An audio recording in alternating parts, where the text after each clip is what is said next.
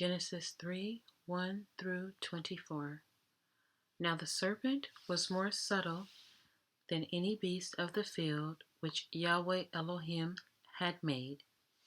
And he said unto the woman, Yea, hath Elohim said, Ye shall not eat of every tree of the garden. And the woman said unto the serpent, We may eat of the fruit of the trees of the garden.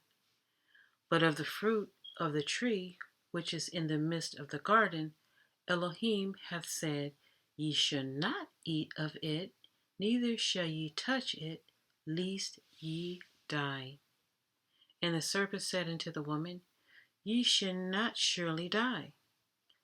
For Elohim doeth know that in the day ye eat thereof, then your eyes shall be opened, and ye shall be as gods, knowing good and evil.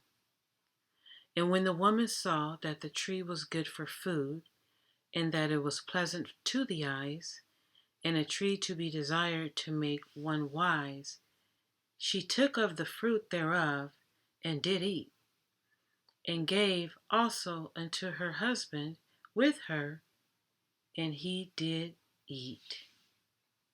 And the eyes of them both were opened, and they knew that they were naked, and they sewed fig leaves together and made themselves aprons.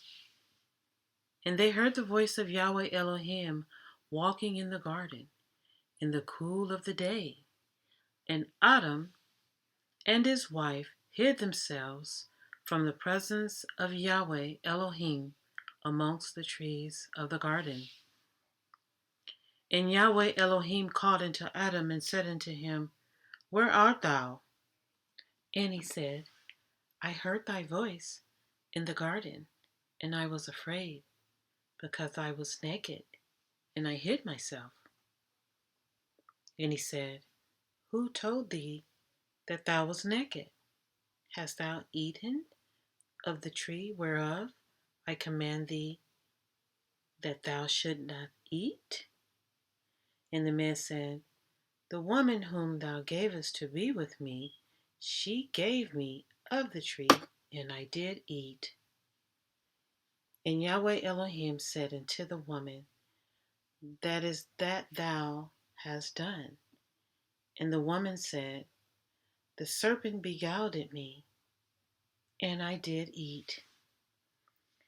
And Yahweh Elohim said unto the serpent, Because thou hast done this, thou art cursed above all cattle, and above every beast of the field. Upon thy belly shalt thou go, and dust shalt thou eat all the days of thy life. And I will put enmity between thee and the woman, and between thy seed and her seed. It shall bruise thy head, and thou shalt bruise his heel. And to the woman he said, I will greatly multiply thy sorrow and thy conception. In sorrow thou shalt bring forth children, and thy desire shall be to thy husband, and he shall rule over thee. And unto Adam he said, Because thou hast hearkened unto the voice of thy wife, and hast eaten of the tree of which I commanded thee, saying, Thou shalt not eat of it. Cursed is the ground for thy sake. In sorrow shalt thou eat of it all the days of thy life. Thorns also and thistles shall it bring forth to thee, and thou shalt eat the herb of the field. In the sweat of thy face shalt thou eat bread, till thou return into thy ground, for out of it wast thou taken, for dust thou art, and into dust shalt thou return. And Adam called his wife's name Eve, because she was the mother of all living. Unto Adam also and to his wife did Yahweh Elohim make coats of skin, and clothed them. And Yahweh Elohim said, Behold, the man is become as one of us, to know good and evil. And now, lest he put forth his hand, and take also of the tree of life, and eat, and live forever. Therefore Yahweh Elohim sent him forth from the Garden of Eden to till the ground from whence he was taken.